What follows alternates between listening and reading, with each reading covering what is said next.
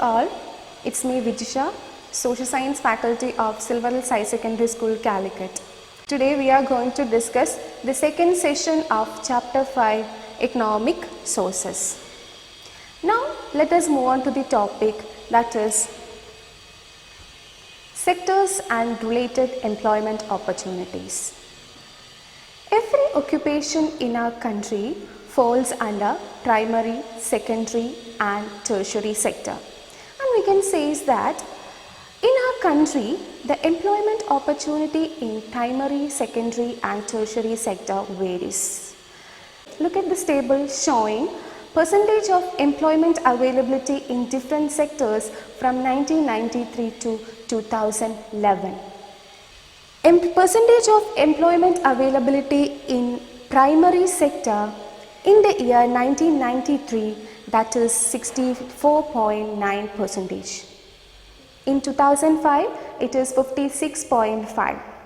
In 2011, it is 53.2%. When it comes to the secondary sector, percentage of employment availability in 1993, that is 14.2. In 2005, it is 18.7. In 2011, it is 21.5%.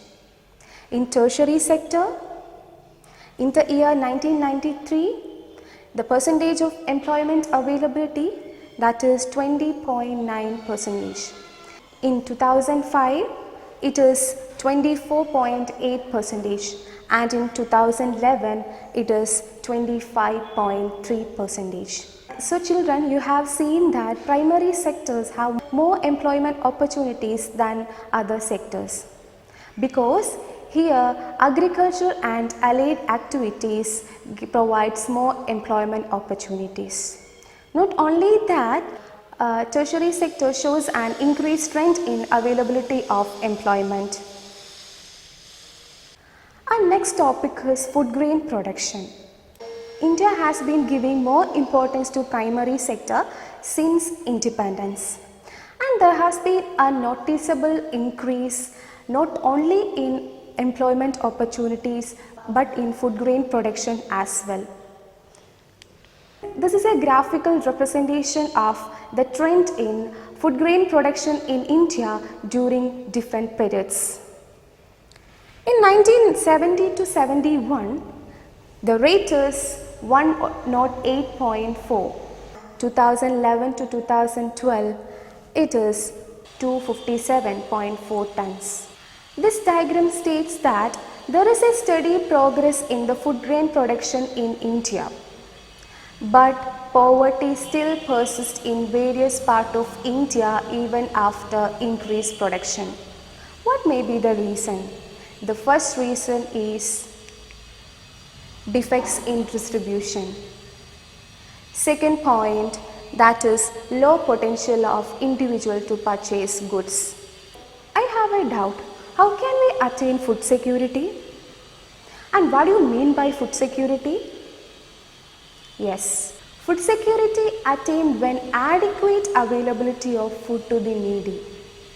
And the definition of food security: all people at all times have a physical and economic access to sufficient and nutritious food to meet the dietary needs.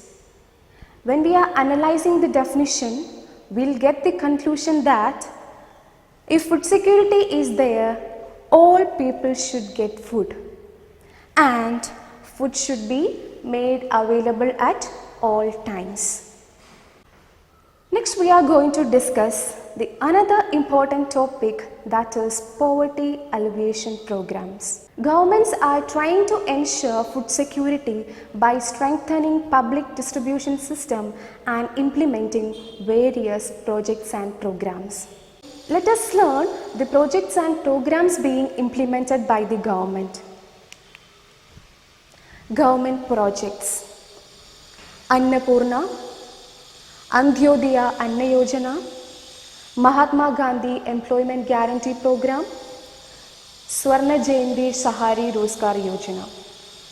And government programs: Integrated Child Development Program, Midday Meal Program at school, and National Rural Livelihood Mission. So these are the important projects and programs implemented by the government. Now let us discuss the programs and projects implemented by the government in detail. First one, Swarna Jayanti Zahari Rozgar Yojana.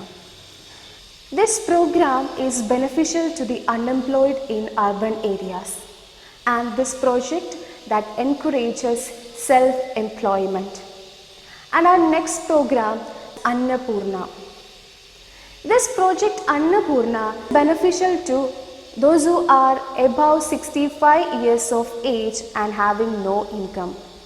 They will be benefited 10 kgs of rice per month.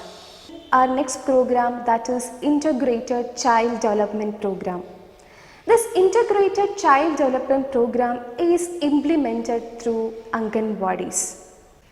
Children below 6 years of age, pregnant women and lactating mother, etc. are the beneficiaries of this program. This program ensures fixed quantities of nutritious food. Next program is Antyodaya Anna Yojana. So this Antyodaya Anna Yojana program is beneficial to the poorest families below poverty line. They will be benefited 35 kgs of rice and wheat at rupees 3 and 2 per month respectively. And our next program is Midday Meal Program. This program is beneficial to the students up to 8th standard in all government and aided school. This program ensures nutritious food through schools. And next program is National Livelihood Mission. This program that provide assistance to the self-help groups, and they provide financial aid through bank loans and subsidies. And our last poverty alleviation program, that is Mahatma Gandhi Employment Guarantee Program. Mahatma Gandhi Employment Guarantee Program is beneficial to those who are healthy and ready to work. They will guarantee 100 days of work, but one condition, that is 1/3 of the beneficiary should be women. So these are the important programs and projects implemented by the government. I think it is clear. By this, we come to the end of this session. Thank you and have a nice day.